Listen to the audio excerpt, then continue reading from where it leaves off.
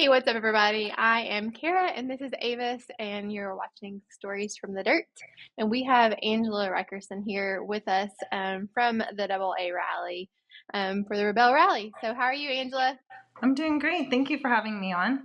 Love to always see like both your smiling faces. I watch your show all the time. That's awesome. Yay! Thank you so much. It's a blast. We have so much fun getting to recap Rally and talk about life things Yeah. on the dirt. It's totally Yeah. therapeutic to like hear everyone else's experiences because I think when you're watching it like on live or on social media, it's just like, oh, these people are so like everybody has it together and it's so perfect. And then you watch like the behind the scenes comments and everybody's like, ah. We're all Yeah. struggling. No. It's fun. Yeah, it's great. No. Nobody has it all together. No, So this is we just wrapped up your rookie year, right? that's right. Yeah. Yeah. I didn't realize you were a rookie. Yeah. Mm-hmm. Did not realize that. Yeah. Yeah. Your teammate Adriana is not a rookie, Yeah, I was but lucky. that was her second year. Correct. Okay. So I like to call people rookies, that come in with a rookie plus. So Yeah. you're a rookie, but you have the advantage of a little bit of extra knowledge. Yeah,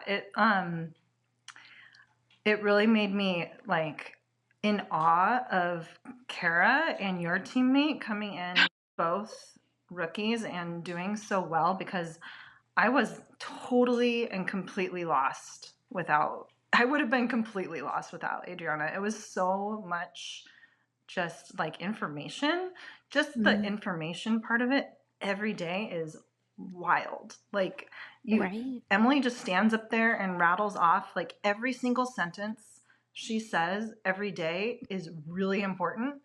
And she rattles it off in like 20 minutes and you're like, holy F balls. I'm like, I have no idea what's going on right now. And I have all these speed limits to remember and then like all this other stuff to remember. And like, I would have been completely lost without my teammate because she like had done it before. So she kind of like knew what to listen to. And I didn't know what to listen to. I was just like really overwhelmed by that. Yeah. I took a lot of notes. I remember telling my second year teammate, if Emily says it, it's important. Yeah. Like she doesn't just say things to say things. Like she only says this stuff is important and it's a lot. It's a lot. And every day is different too. It's like the rules that were yesterday do not apply. Every day they're different and it's just right. It's really mind-boggling. So all right, so you were the driver, right? Yeah, you were the driver. So how were you whenever she gave out the speed limits? I'm just wondering, I'm curious from driver to driver here. Like whenever you were going through like those the national parks and it was like speed limits, they're out there gunning you, and especially the one, I can't remember exactly where that area was called, but it was the National Monument, and it was like long straight stretches where you're having to go like so turtle. slow. I was just like, okay, I'm glad that I struggled and I was so scared. Did y'all get a speeding penalty? So we got one speeding penalty, but honestly, like I was trying to be really, really mindful of my speeding, and I think that I was overly mindful because people were passing me constantly, and I was just like, dude, I'm just trying. Like, it's my rookie year. I'm trying to like just do things by the book and by the rules, and not. I don't want to stick out of being like that person who's not obeying the rules because this is something I'd like to do more than once. I don't want to be the troublemaker or whatever. But I felt like I was holding people up. I would be driving the speed limit and it's just like zoom, zoom, zoom, zoom. I'm like, dude, I don't know.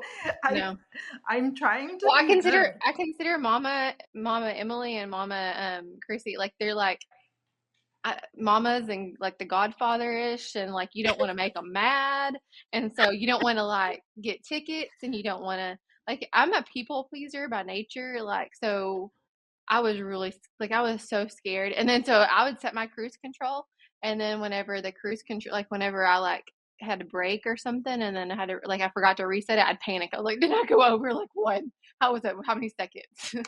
Yeah, I panicked a few times because there was definitely more than once that you like come around a curve and you see like the staff member and you're like, oh, I was one of those people. I owned up to that. I told Emily after she got on to us, coming on that curve, coming downhill.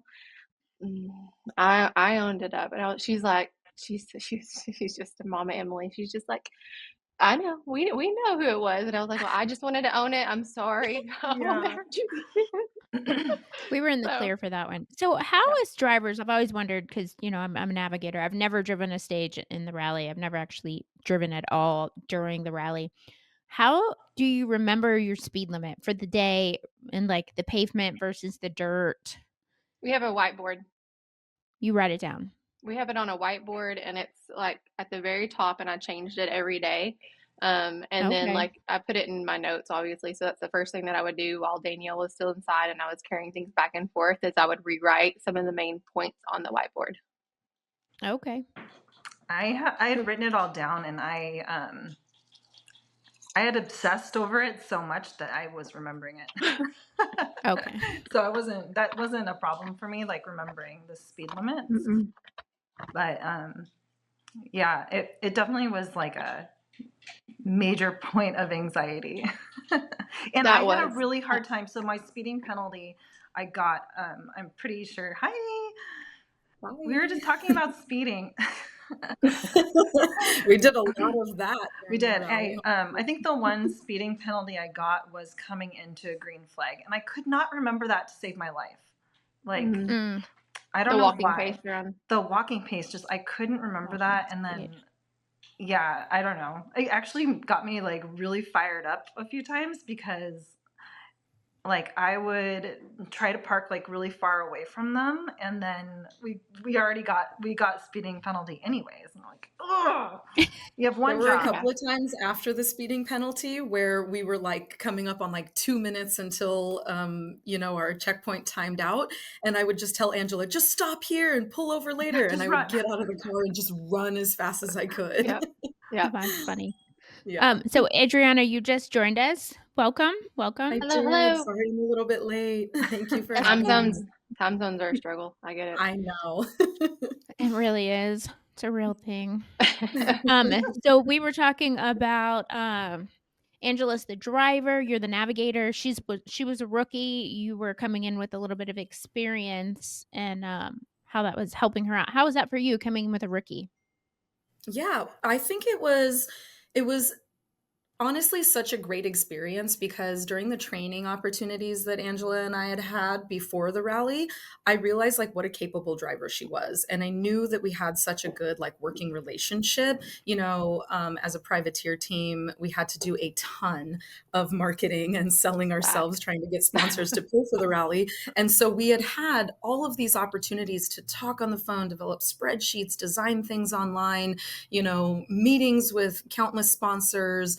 And I just knew that our communication was already on point. So going into the rally, I already had this trust in her. And obviously, she had never experienced the rally before, but she had leaned so far into the rule book, into all of the specifics. I mean, she would send me like daily pictures and selfies of like her watching the YouTube, you know, live streams from the previous year. So, I mean, she was deep in Rebel world for an entire year before we ever showed up to the start line, which was more than I could have ever asked for, more than I did during my rookie year. And so there were so many times that even though I had done the Rebel prior, I was asking her like, hey, where does this exist in the rule book? Like, how does this work again? So like, I didn't have to worry about Angela at all. And being able to have a partner that I trusted so much and liked so much, it like just relieved this mental pressure for me. And I got to just dive deeper into the navigation rather than worrying about like the dynamic that was going on in the car. Yeah. That's awesome. Nice. So Angela, where did you hear about the rally? Had you just picked it up because you like cars and that kind of stuff? Or what's a little bit about of your background? I think the algorithm fed it to me. Years ago, I think maybe even like in the pandemic, maybe prior, I started watching it just like live on, you know, YouTube. And every time I saw it, I was just like, this is super cool. I don't understand it, but it's really cool, you know, and it's cool to see women just like out doing outdoorsy stuff that looks really hard. So every year I would see this and just be like, I think I can do that. And every time I watched it, it just grew and grew and grew until Adriana's rookie year, which was 23.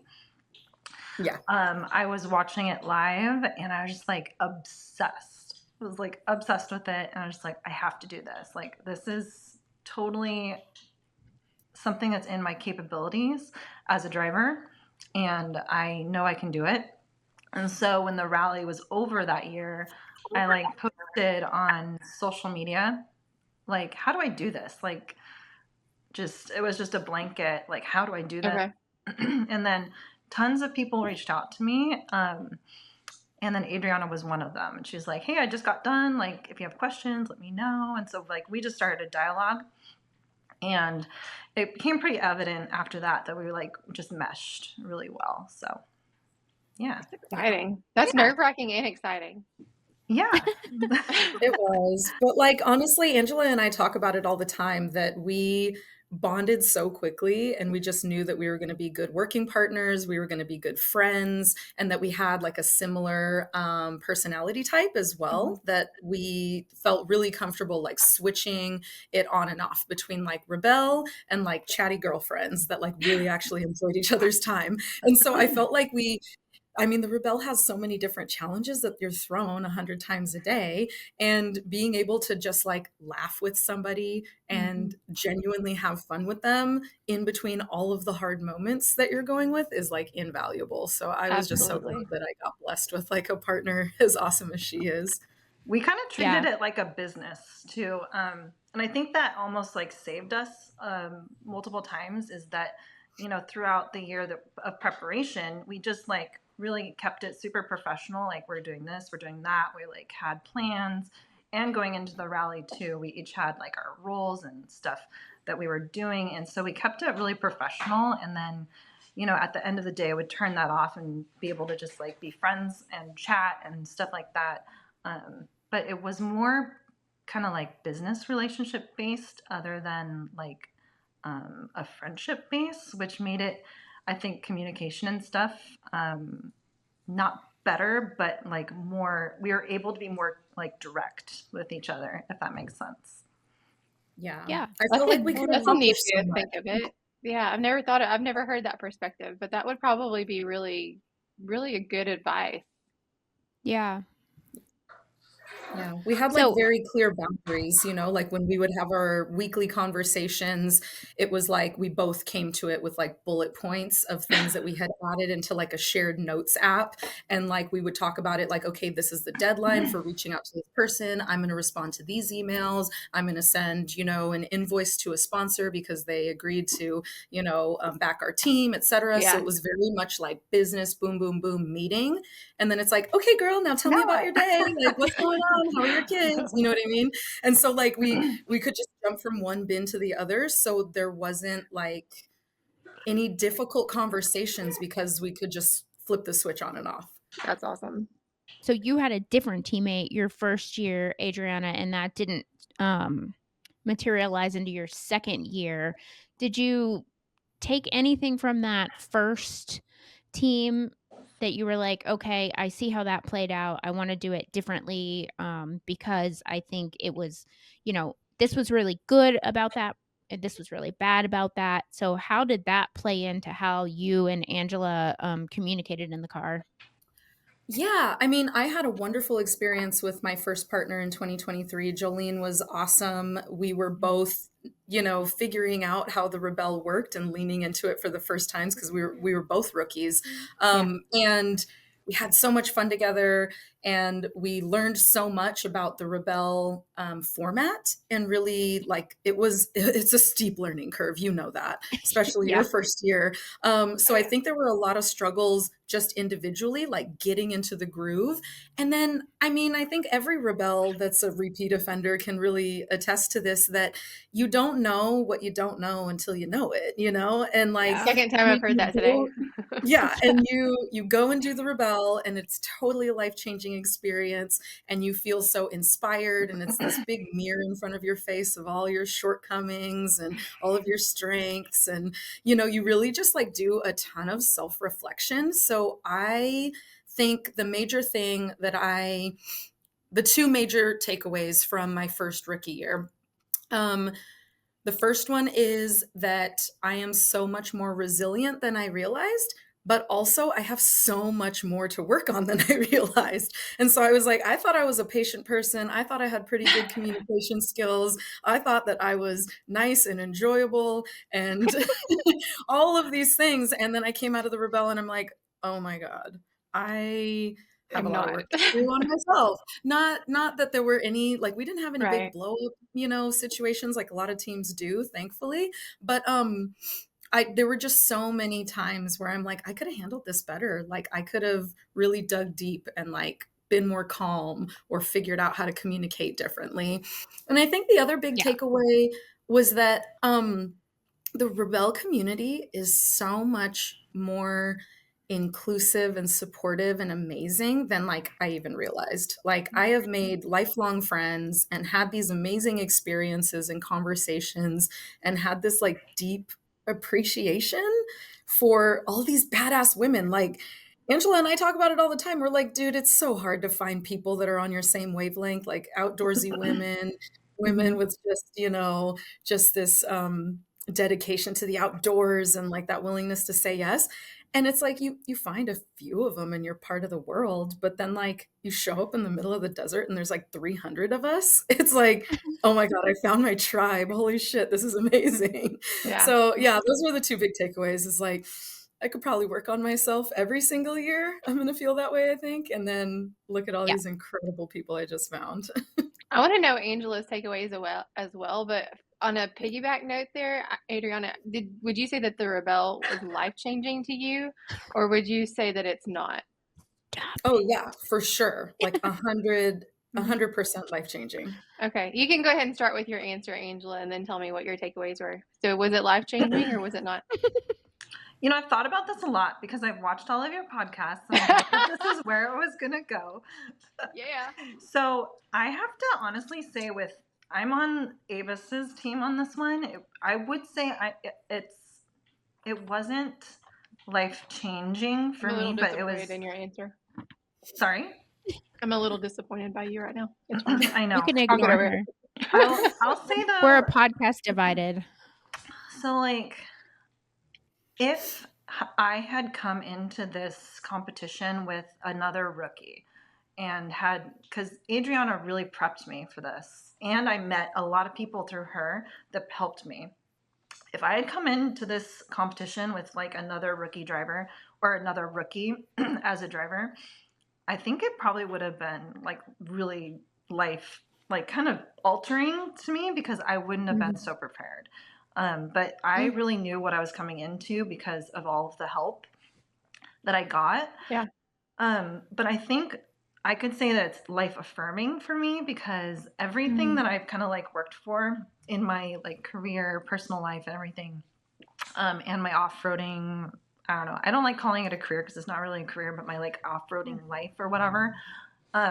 Everything in the Rebelle kind of like affirmed that I was on the right path, that like this is where I belong. That's nice.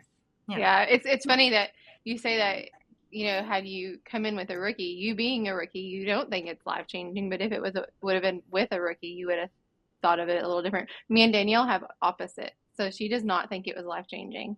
And I do, which is funny because we're both rookies. So anyways, I find this a very interesting topic. No, I think it's really interesting because you also need to like kind of define like life changing, right? Because it definitely like impacted my life in a huge way because from the minute I said yes to this, my focus completely changed. From, when I off-road and do stuff, it's usually just for fun and kind of like to show off with my friends, or like I do some of it in a businessy way, but it's not for anything that means anything really. It's just like for me to have fun. It's a hobby. It's a hobby. But like the minute I said yes to this, it was like, okay, this is my face, this is my reputation. Like I'm doing this, and I'm doing this with like partners and sponsors and a teammate that's relying on me. And it's a lot of money to like be throwing at something that it's life altering for sure. Yeah. What takeaways did you get from this year's rally? How do you feel like it impacted you besides, altering you? It's taken me a really long time to like process everything. Same. I'm still doing it, I think. I feel like I'm still kind of processing it. Like, I think takeaways are that, like, I don't really even know, honestly. I really want to do it. I really want to do it again. And I feel like every day I'm kind of like still thinking about it. It's taken me a really long time to like even day by day like digest what we went through, because it's just so much. And a lot of it was just you just like are focused, especially as a driver. Like I'm looking 3 feet ahead of myself every second of 12 hours a day, So I think a takeaway for me would be, like Adriana said, just all the cool people I've met is invaluable.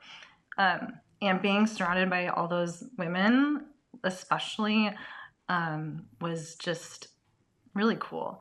And maybe another takeaway would be just like all of the things that I can work on personally, just like endurance, mental endurance, physical endurance. I think I was okay with the physical endurance, but just daily mental endurance was really huge. And even just like, so day one, I was exhausted because I had been away from home for over a week at that point.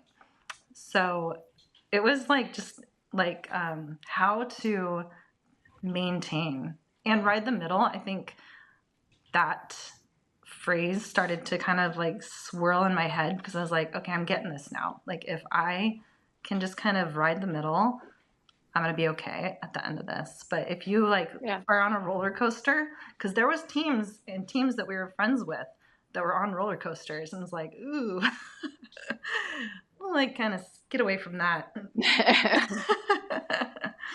But yeah, I think those are kind of my takeaways. That's awesome. Are you guys signed up for this year? We are. Yeah. Good. Yes. That's exciting. So excited. I feel like I need to ask this, but because I've been tricked before. Are y'all signed up together? Yeah. Yes. Okay. Yes. I've missed that on a previous conversation, and so I want to make sure I'm covering my bases.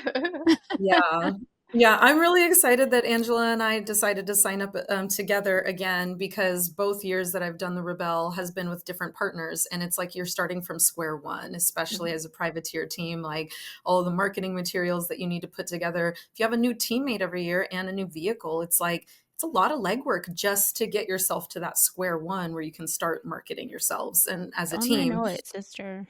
Yeah, it's a lot. And so now we have built a framework. We know exactly what works for us communication wise. We're just like making refinements at this point. And I'm so relieved that now this third year going into it, like I can focus way more on my training and on like our team dynamic rather than just all of the PDFs and emails and everything else that goes along with a privateer team experience. I was going to ask, so since you said that it was more like a business, like you would make sure y'all did all that and then you would have the friendship after. So since y'all have done all the business stuff up until this point, so now are you focusing more on the friendship, or are y'all still keeping it the way it was and going forward with that? I think the friendship has kind of like blossomed and moved forward from like the beginning. But I think like we're still kind of treating this like a business. Like we have bullet points, we have things we're doing, we have like there's expenses, things to do. So I don't know. Yeah. I got distracted by sneezing. Yeah. Are you? Go ahead. No, I think we're still treating it like a business.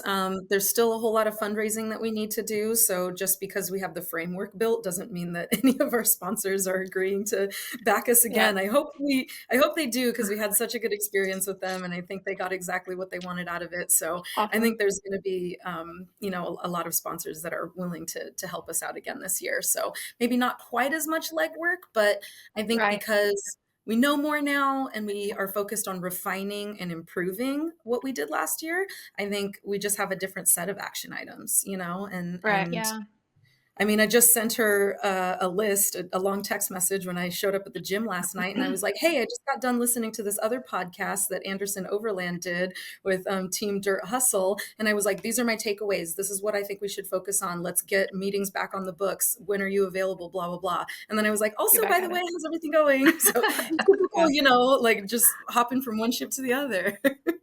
I haven't listened to that one yet. It's so much better than it was when we first met. Like, I know her so much better and I like her so much better. Like, I didn't think that was possible, but I do. She's bad.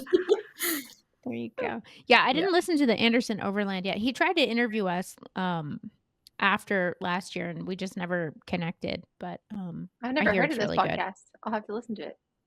Mm-hmm. Yeah, he was at the Finish Line this year and was interviewing some teams there too. Awesome. I really enjoyed that episode.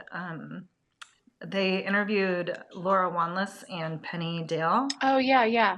And Penny especially just like really articulated nicely what it is like from a navigator's point of view to like evolve your communication styles. And I thought that was really cool. It was like a really good she verbalized it nicely, like I can't do right now. Yeah. Dang, I'm going to have to go listen. I haven't really had a chance to listen yet.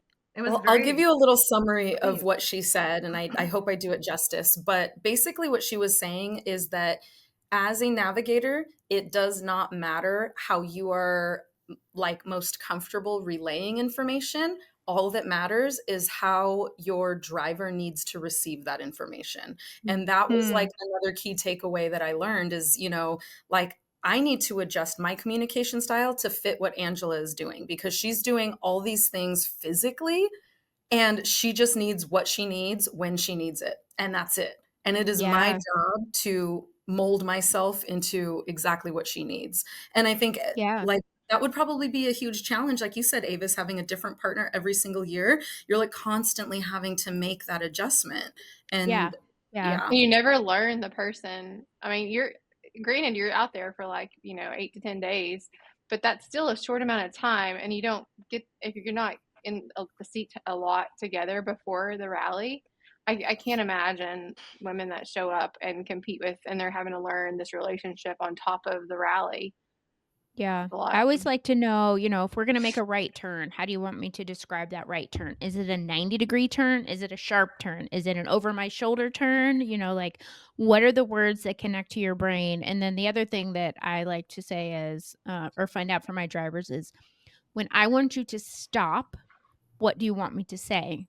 Because sometimes I'll go, come to 3 kilometers and stop, and my driver will get to 3 kilometers and then we're at like 3.1, 3. I mean, we're slowing down, but I wanted to stop at 3. Like, how do I communicate that to you? Yeah. As a navigator, those are like my 2 first things that I want to know. How do I make you stop where I want you to stop? And then how do you want me to tell you what turns are? Like, how does your brain work? I work on a clock. You work on a clock. So at 1 o'clock. See, I kind of work on a clock too, but like at the beginning of our rally experience, that was kind of causing us some problems because my 2 o'clock is really like her 4 o'clock, or like mine is. Oh yeah, are you? And hers is like. I'm sorry. She was late, so I'm thinking it's a time zone change. Like, are y'all working on some time zone issues? You're just in different time zones. Yeah. No, Rob and I have that same problem. Like, if we try to use the clock, like we will be looking in opposite directions. 2 o'clock is the same on every clock. But it's just perspective, right? Like my perspective is in the driver's seat and hers is further to the right. So my, it's a different angle. 12 o'clock is to her. I guess we always think of the center. We think of the vehicle. We don't think of it. Like we think of vehicle. Maybe that's a good, I like that idea, like the front of the vehicle. I think that's a good way to go about it. But see, this is what you learn when you talk to other people, right? I've never done this before. Off-roading for me is like having my kid in the passenger seat and like just doing whatever I want. So like this was a really brand new experience of like listening to someone and trusting them completely, and just like, you tell me to make a hard right, we're going whether there's a trail or not. Like, I don't have time to like find the trail. I just have to do it.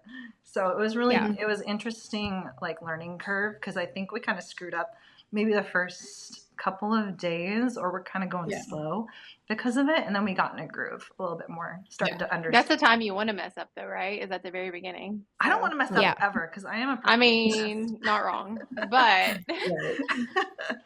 I think the one and only time that like Angela got kind of spicy with me was because I didn't realize, but I'm navigating, I got the map in my hand, and I'm like, oh, that trail over there on your left. And I'm pointing and I'm thinking that like my hand is like far enough in front of her face to where she can see exactly on the windshield where I'm pointing.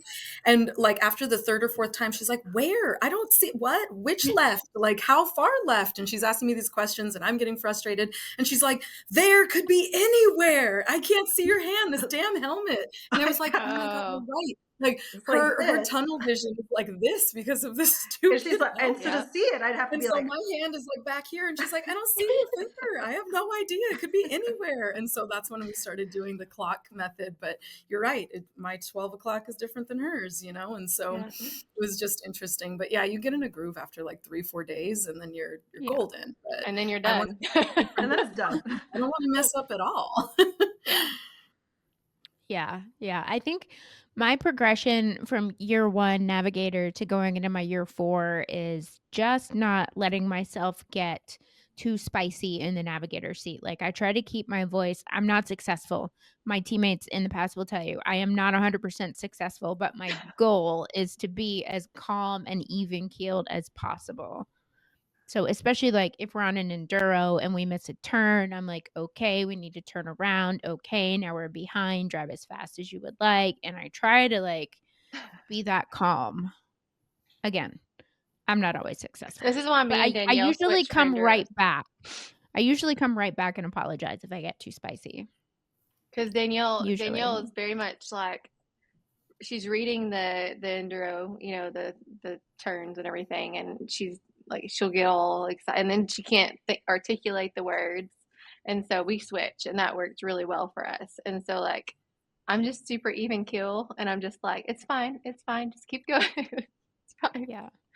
So we've nailed that part down. At least we've got that going for us.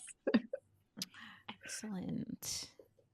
So what changes are you guys making going into this year? Are you changing the Jeep at all? Are you changing any gear? Did you bring stuff that you're leaving at home? Two-door, right? Yeah. That's a small space. Two-door.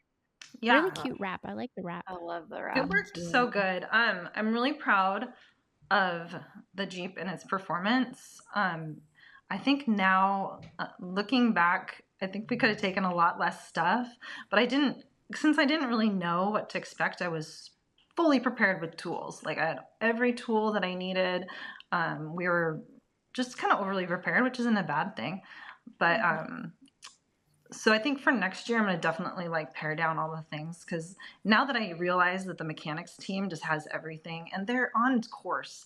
Nobody really told me that they were just kind of be on course too. So if anything happened, like, you could take a penalty if something really happened. So now I'm not feeling quite so like I have to be self-sufficient as a mechanic on the trail. So I think taking less stuff. We also have not finalized what vehicle we're going to use for next year. We have options. We have like sponsors that we like. In a perfect world, we would be given a vehicle, and we have not given up on that hope. So keep your fingers crossed for us. We have one sponsor that's expressed interest, and I think it's just a matter of having the right conversations with the right people at the right time, as always. So Right? we're Yeah. going to kind of keep that on the DL for a little while until it's a little more firmed up, but we might As you be should. switching vehicles. But if not, we know exactly how much room we have in the Jeep now. We know what gear we want to prioritize, and we could totally leave behind. And yeah, I mean, we started out really organized, and by like day 3 or 4, it was just a pile of jackets and nonsense just bouncing around in the back and hitting me in the back honestly, of the head. comparatively, we did pretty good on the organization because when we self-camped, and I was kind of like peeking into other people's vehicles, it made me feel so good because you and I were so clean and organized comparatively. Yeah. Like we camped next to the I'm not calling them out because it's honestly kind of funny. The ladies who are the captains. Oh yeah, and they're so cool. I geeked They're out. so much fun. I geeked out next to them because I was like, "Tell me everything. I'm so interested." But I like peeked into their vehicle, and it was just like a bomb. Like in the front seat and the back seat, just everything. It was just like a bomb went off, and I was like, "Oh, okay, we're doing okay." But I Note remember to that self, day if so Angela well. comes around, close your doors. yeah. Literally. She's judging you. I'm judging you, and I'm looking, but I'm mostly just curious. I want to see like how people function because Love it. It's like looking in somebody's fridge when you go to their house. You're like, what do you eat? Like, or I when want to you know. drive past and you like see in people's houses, you're like, ooh. Yeah, but it was so hilarious. I remember that night perfectly because we pull up to camp, we got the door open, we're like throwing stuff out, and they're doing the same, and they're setting up their tents. And I remember Angela going around like the passenger side, and their doors were open on the driver's side, and she like peeked in, and I saw her kind of snooping, and so I kind of like was waiting, and she turned around and just had this look on her face, and I had the same look on my face because I peeked around and saw what was going on, and we just shared this moment of like, absolutely not. Like, no way. Yeah. It's so funny. But we couldn't laugh, that's when we awesome. like we left. Well, that's where I'm different. I would probably laugh at them openly. I would have said, "Did you got the sink in there? Like, what's going on?" It was a mess. But I lucked out because Adriana and I kind of have similar like cleanliness standards. I'm pretty like minimalist. I don't like a lot of clutter. I don't like a lot of like, you can't tell from behind me, but like I can't deal if there's like a wrapper or something. I can't deal. Same. And she's the same as me, so like we were fine. I had no issues with her. Like, but if I had like, signed up for the rally, like showed up and like some random person had like gum wrappers or whatever, I would have freaked out. Like that it would have not worked out very well. Yeah. I'm very OCD, so like I know where my trash goes. I know where everything goes. Like Danielle would finish a can, I would put it in the trash. Like I would constantly doing that. Yeah. We took the little doggy pooper scooper bags, and put them in the door, and then all of our trash for the day went in that. And then like if we stopped at a gas station, I emptied it. Every night at base camp, I took care of my trash. Because I'm the Our same. glove Like, box had like our snacks organized, and I would just like, every 2 hours or something, because we're just eating on the go. We're not eating full meals. And I'm sure most teams are like that, but we never did the mountain houses for lunchtime. Like we were just eating. Who has time for that? Who has time? Yeah, and I would like open up the glove box. Yeah, and I'm like, I had like a whole line of oranges, a whole bunch of, beef sticks that were like lined up, and I'm like, I have 3 different flavors of protein bars. What you want, baby? I got you. And then I open She's it like up for a her. dealer. Yeah, exactly. I'm just like, I got everything you need in here. Boom, boom, boom. Now we're snacking. Now we're plotting. Now we're going. You know what I mean? It was great. It was like a well-oiled machine there. My Uncrustables were my key. Nice. Yeah. Yeah. Are y'all gonna stay in the same class? We all still okay. Well, I mean, the option of a sponsor vehicle would definitely be the 4x4 class as well. I don't know if there's any other sponsors, if that first one that we're hoping for doesn't work out, if there's other sponsors that have other vehicles, but the world is kind of our oyster right now, but we can absolutely still just use the Jeep. It worked so well, and we know I'm super open to switching classes. Like, I think that if you can drive anything. And I'm really down to switch Absolutely. But at this point, there's nothing on the horizon that way. I just know that X-Cross class, there's some people that have competed in that multiple years, and they are really, really good at what they do. And so I'm like, I have a better chance of kind of doing okay on this other side. I think it would be fun. That's another controversial topic. There are people in the 4x4 class who wouldn't dream of going X-Cross. I was like, mind. seriously? But I wouldn't would mind totally it because of the vehicles and all of that. I wouldn't want to because of the competition. I'm very competitive. So, yeah. Yeah. I'm super open to it. I mean, I went up to Seattle to go train with Angela, and while I was there, I was doing some sightseeing. Like before I left town and flew home, she let me borrow her Subaru so I could go like explore Seattle. And I was like driving it, and I'm like, dude, we could totally whip this thing in the valley. Let's go. And she's like, no, that's my baby. No, thank you. I was like, okay. Oh my gosh, which model do you have? Okay, go ahead. Yeah. Which model Subaru do you have?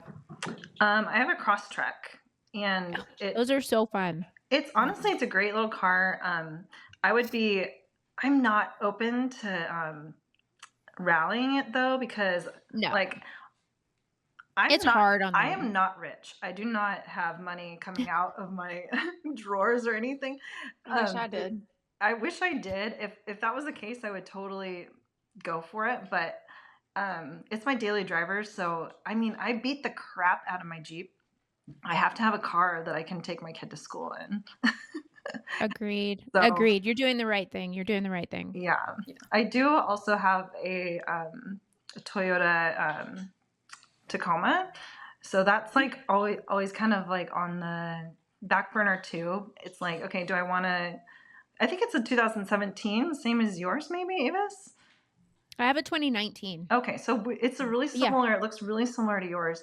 Yeah. And so I kind of toy with that idea as well, but it's like I've already put so much dust in the back. Much money in a lot of dust. But I've put a lot of money into the Jeep already, and it's ready to go. So it's kind of hard for me to wrap my head around doing that to another vehicle. But it's also fun. Yeah. That's fun though too. Yeah, I had fun in the Tacoma. I've always thought that the midsize truck was the perfect vehicle for the rally. Now, the stuff in the back did get very dusty and dirty, and anytime we had to set up camp or get tools, we got dirty. But other than that, like I was pretty pleased with it. But we are limited by the build that we did to 33s. So you give away a little bit of capability in that, compared to like the Raptors on 37s, like they're just doing stuff a little faster because they just have more clearance. Mm-hmm. So did y'all hear about the 2-wheel drive? That's what I was going to say. There's going to be a 2-wheel drive. I don't know if Avis, if you heard that, because that was on the Rebel podcast, is that there's going to be a 2-wheel drive vehicle in the rally. And I swear I heard that.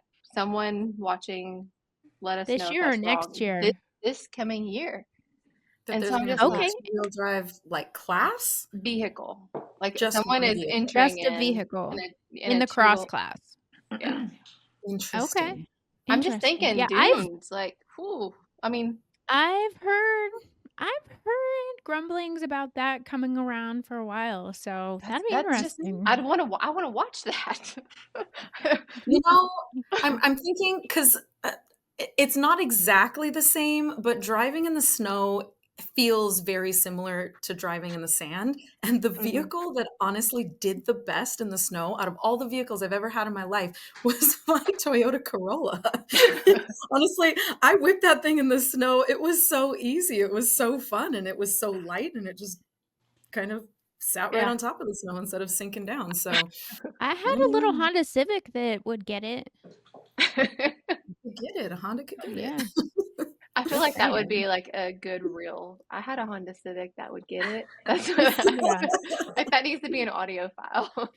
It was the economy version. It only had one side mirror. It was a stick shift. I think it only had 3 gears. Hey, it was my first car, and I had the keys to it, and I was happy with that. Speaking of fast money time. Good time. All right, fast money. But there's two of you, and it gets awkward. So I'll ask the questions, and then one of you says it, and then the other one says it. But we got to keep it moving. Yeah, you got to answer super quick. There's no money involved. Angela, you always answer first. Oh, no. Okay. Calling it. She's a rookie. I'm giving her rookie privileges. Like one word answer? Yeah, we're not going to listen to like a story, but like yeah, short and sweet. I'll say short and sweet. Oh man, they're not hard questions. They are hard questions. It's fine. All right. First car that was ever really yours. It was a Sterling. It basically the British version of Acura Integra. Okay. 89 Nissan Sentra Coupe. Coupe. Mm-hmm. Rock crawling or desert running? Rock crawling. Desert running. Oceans or lakes? Ocean. Can you drive a manual? Very well. No. Never learned. What is the best sandwich? Ooh. Reuben. Grilled cheese. Hamburger or sushi? Ooh. Sushi. Sushi. What's your favorite state for off-roading? Ooh. California. Utah. Oh, yeah. Dogs or cats? Dogs. Dogs. And favorite band or genre? Favorite band is Ween. Favorite genre, country. What did you say, Angela? Ween? Yeah, W-E-E-N. It's like a really vague, like alternative band. Very vague. Very vague. So vague, I don't know who it is. Yeah, I don't know who it is. If there's any Ween fans out there. Are we finished with fast money? I have follow-up questions. Yeah, we're done now. You can follow up. British car? Are you from there? No, it's so random. My dad had this car that he found. So my family loves cars. And my dad found this weird car, and it's called a Sterling. And it's I don't even know it looked exactly like an Acura Integra. And I think it was an 89. And he gave it to me. It was like basically my first. But they found it here? Yeah. Oh, okay. And I think I wrecked it. I can't remember. Okay, Adriana, when you have time in your life, you need to come to Southern Utah and learn how to drive a manual, because yes, every capable woman should know how to do this. I just never had anybody in my family that had a manual. I guess my nephew does now, but like, it's not like that was my dad's truck and I just had to learn because it was the first car that I ever drove or anything like that. I just bought my own automatic vehicle, and I've just had automatics ever since. And nobody like a grown-ass woman. Yeah. Exactly. Actually, I lied earlier. My very first car was a Chevy Citation, and it was also a stick shift. So okay, I did learn. I don't know enough to drive a manual to get me in trouble. Will I be dying at a red light? Yes, absolutely. The Tacoma we rallied was a manual. Yeah, God bless you. How did you guys do? Did Liz, was she tired at the end of the day, or did she ever complain about it, or were you guys happy with it? Yes.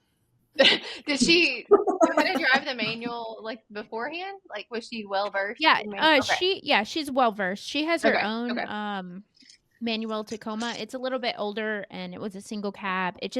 So we thought heavily about bringing hers, but mine was just already re-geared. It has extra fuel capacity. It was just a little bit more set up. So that's how we ended up in mine. But yeah, we both had a dream to bring a manual to the rally. Nice. And the dream lived on. Would you do it again? In a manual? Mm-hmm. I don't know if Liz would. As a navigator, sure. Yeah, it doesn't really, affect you. Yeah. If I were to be the driver, I would take a manual. I don't think I found it to be much of a limiting factor. I have a question for you. How much miles per gallon were you getting with the extended fuel? I have no idea. How much was your gas bill? Do you know how much that was? Well, No. I think no. Okay. I feel like it was like I'm just curious. $1,200 or $1,100. I'm not sure, but we had 33 gallons. Okay. I'll have to look into that. So I'm intrigued by that. Like, I'm surprised that that's something that is allowed. I would love to have one. I'm jealous. I want one, the long range tanks, but the fact that you can't carry Rotopacks, you can't have any extra fuel. I think that's kind of gray. The Rotopack you have to dump in, and that leads to EPA violations potentially of spilling fuel. The extended fuel tank has to be in an approved manufacturer spot. So it's just like another fuel tank. Like, I'm not dumping extra fuel. I'm just getting more fuel when I fuel up. It's just not something and I guess I'm thinking more stock wise. Like, and I know our vehicles aren't stock, but I don't know, just things that go around in my brain. Yeah. Yeah, there's a lot of people actually that run extended fuel tanks. I think there was only 2 Jeeps, Laura's and the Tiger team. Do we know what happened to the Tiger team? I was so curious about that. I don't. They just kind of disappeared. Yeah, I think every year, something happens. Some people don't get along during the rally, or somebody gets sick or something. So I know that happened a couple years ago too. So, but there was a disagreement that escalated, and one of them asked to leave, and so that's too bad. Unfortunate. Yeah. I think the rally can be really hard on relationships, like teammates and things like that, and so sometimes you win and sometimes you lose, and I think in this situation they lost. So Emily gives us that pep talk in the beginning where she's warning us that this is like a pressure cooker. Every single good attribute you have and every single shortcoming you have is going to be amplified, and it's a marriage. You got to work it out. You cannot leave. But I guess that's not the case every single time. No, you can actually leave, but you don't get to finish the rally. Yeah, exactly. Hopefully, do either of y'all have a moment during the rally where y'all were just like, I'm just kind of over this? Or did you? Because I know, Angela, you had mentioned about riding the middle, and when you had mentioned the endurance and the physical and the mental and all that, I was like, I think it tested my emotional endurance. Like, I'm very much an emotional feelings person, and so I think it definitely tested that, and I'm still trying to process a lot of that, and so that's one of the things that I'm going to try to adjust for next year's rally. Yeah, I think there was never a point where I felt like I was not having fun. There was definitely a couple of times where I was tapped, like completely tapped out. And that's where having my teammate came in handy, because there was definitely one point where I was just like over it, like completely over it. And I just needed a moment. And it's really tough because I'm not a naturally outgoing person. So to be out with hundreds of people all over, everywhere, and cameras and people talking to you, and I don't know this person, and it's just a lot of pressure. And so it felt really good. Like, when I did tap out that one day, I was just done. And I was just like, hey, Adriana, I just need you to customer service this situation for me. Like, because she has this like amazing ability to just like put on this like little customer service thing, and it's beautiful. Note to self: if Adriana comes up to me, it's because Angela does not want to talk to me. No, it's like, you just why are you telling them our secrets? You've been customer serviced. I like that. I just needed like a moment, I was just like, you could just like customer service this like situation. And I heard her just like be like, and it was just, I'm like that for Danielle. It was so nice. I'm Danielle's 24-hour customer service. It felt so good because I was able to just like reset for a minute. Like, I could just take a moment, eat a snack, like take a drink of water, be quiet. And she took care of the situation, and it was just like, oh, thank God. Like, I need her with me all the time. I think my consultant is definite, like, because I'm an environmental consultant, and so I'm used to talking to clients all day long. I'm used to like saying difficult things in a diplomatic way and like making people think like their idea is just the best idea I've ever heard of. And it's like totally a business thing, you know, it takes a long time to develop that skill, but it's like I I'm glad that like Angela and I have like a similar personality type, but also like we're very intuitive, kind of like we read the energy in the room kind of in the same way. So there's been multiple times where we're like, hey, that was a weird situation, or maybe this is kind of a prickly, like we don't really want to be here right now. And we kind of have this like, you know, code word where we're like, we got to get out of here. Like, let's just go back to our tents and go do our own thing. And so we kind of like our gut is telling us the same thing. And usually if I bring something up to her or she brings up something to me, I'm like, oh my God, yes, I was feeling the same way about that situation, that person, that conversation, whatever it is. And so like I'm just so relieved that we're kind of on the same wavelength about that stuff. Yeah. And we have a lot of humor in the car as well. So we're very serious, we're businesslike. And then somebody will say some stupid comment, and then we're like ugly laughing, like cackling, like boogers, the whole deal. And then it totally like takes the seriousness out of the, you know, and we're just rolling down the window and it's great. I love working with her. That's amazing. Do y'all have any like thoughts on what's going to come up in this next rally? Like any hidden things or like any secret? What are y'all thinking?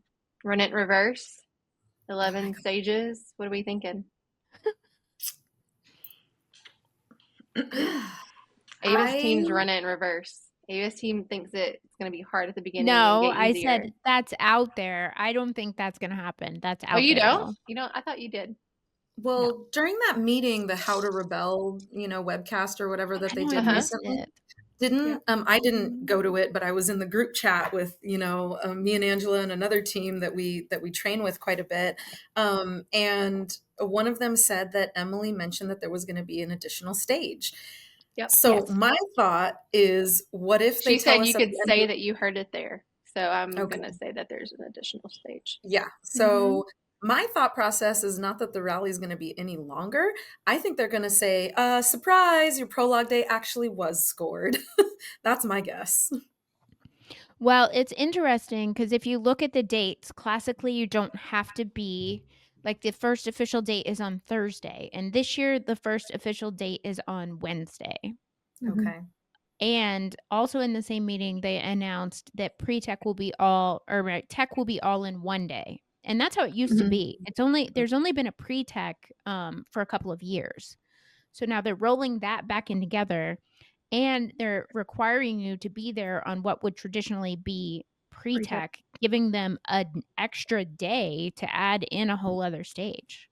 So my thinking is there's 10 days to this, right? It's the 8th through the 18th. So there's been 10 years in the rally. What if she's wanting to show us something from each year?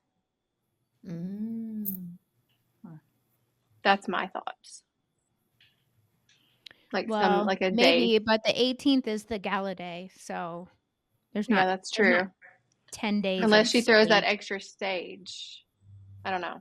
So my theory was that they'll combine the like rally school, prologue, and transit day into one, and like have that just be one day. Because honestly, that would be more efficient. Yeah. I don't know how previous pre-tech and tech has went because I was rookie this past year, but based on what everybody said and what I experienced, it was very efficient this past year. So I think the way they dialed it down, I think that's given them a little bit more like leeway to say that. Yeah, I think they could easily take what happened on tech day and roll that into pre-tech with the way that they did the pre-tech day. I think that's an easy go-to. But I don't know. I'm pumped. I'm ready now. The more I talk to y'all ladies, I'm just like, okay, I'm getting there again. Yeah. My perspective on this is now, instead of having like a pre-tech day, which is a little bit stressful, and then you're rolling into your tech day, which is also a little bit stressful, you're taking those 2 little bit stressful days, you're combining them into one, which is going to compound that stress, I believe, into a single day. And so you're already going to start off with a little bit more stress than potentially you had before. And now they're also going to put in another stage. And we already know that it's designed to stress you mentally, physically, and emotionally. And here we're going to start off a little bit more stressed potentially and add in a whole nother opportunity of a day to be stressed. So I didn't think tech was stressful. I did not. I enjoyed tech. Oh, I did. Okay. I was super stressed out because I didn't have a tourniquet, and luckily Avis gave me one of her 2 extras, and she was like, "Remember that when we're on course and we need help." That's right. And I was like, "I also, will." I didn't use that this year, so if we need that this coming year, I'll be keeping that in my back pocket. This year, I'm gonna buy I still owe you. I haven't forgotten. I'm gonna sell them at Free Tech and be like, You're gonna it would cost you $100. Do you want to get them out of our glove box? Yeah, exactly. Oh, I would have paid any amount of money just to like buy it off of somebody. And she's like, nah, don't worry about it. Just you owe me. And I was like, why is that more stressful? Why is it that feel like so much more ominous? Dun, dun, dun. The mob. What am I going to sell my soul later? What am I going to do? Yeah. What am I agreeing to? Welcome to Stories That's from the funny, Nerds. more stressful. It was. I was like, can't I just pay you instead? Please let me pay you. So funny. Yeah. My very first year as a navigator and as a, I'm over 40. We don't need to talk about exactly how old I am. I need reading glasses to really do a good job of plotting. And I like how you went down a generation from what you really were. So. We said we're not talking about it. You're fired. You're fired. Anyways, I go looking through my bag and I left my house without any reading glasses at all. Oh, no. So I sit down at a table with some other ladies in my age range and I was like, so ladies of a certain age, I need reading glasses and I have $20. Yeah. So they were like, the one lady, she was like, here, I brought these extra ones. You can have them and I won't take your money. So that's where that started. Okay. Okay. So maybe I'll bring some extras of things that I think people will need and just pay it forward. But if it makes you feel any better, I am under 40 and I also need reading glasses. I recommend anybody. Yeah. I recommend anybody that's going to be a navigator get some reading glasses because it's like a wearable magnifying glass, really is what I say. Yeah. And it also is just like such a comedic relief too, because I'll be like literally like 2 inches from the map and Angela will say something to me and I'll look up and have like these giant Coke bottles. Giant eyes are like this big and she just starts busting up laughing and I'm like, oh, sorry, what would you say? I love it. Yeah, it's great. Wow, ladies, our time here has come to an end. This is really great. I appreciate you guys giving us your time. Yeah, thank you for coming on. We look forward to hearing if you guys get sponsors and they're going to give you a vehicle, you need to come back on and break it here. Okay. Yes. Deal. Tell us about the vehicle. Yeah.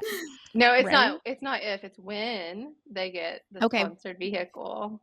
Yeah. I'm just going to speak it into existence. It was their idea. Yeah. So like, they're already buying things to plan for it. It's fine. Look at their perfect. My favorite guy. What's up? Adriana, say hi. Hi. All right, ladies, I'm going to let you get back to your evenings. Thank you again so much. And we look forward to seeing you on the starting line, if not before. Can't wait. Thank you so much for having us. All right. Talk to you later. Bye. Bye. Bye.